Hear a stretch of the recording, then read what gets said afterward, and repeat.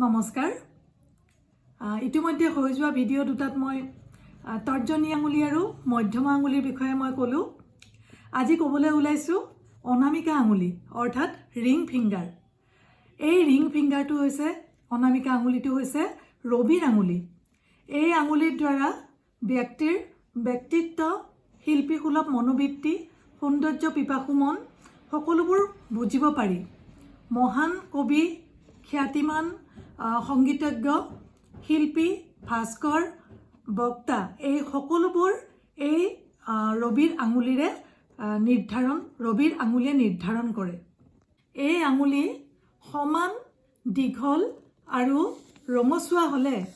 সেই জাতক শিল্পীসুলভ বা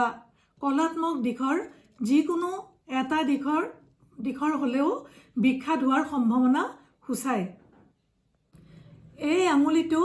মধ্যমাৰ সমান বেছি দীঘল হলে জুৱা তীৰ আৰু বা যিকোনো খেলৰ প্ৰতি বেয়া খেলৰ প্ৰতি ইচ্ছা থকা বুজায় আৰু কুখ্যাতি অৰ্জনৰ ফালে জাতকৰ প্ৰৱণতা বাঢ়ে এই ৰবিৰ আঙুলি বেকা হলে জাতক আত্মকেন্দ্ৰিক হয়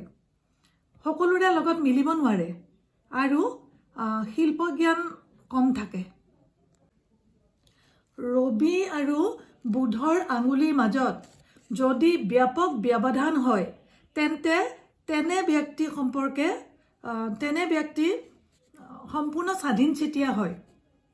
তেওঁ সম্পূৰ্ণ স্বকীয়ভাৱে নিজৰ কাম কাজ কৰে আৰু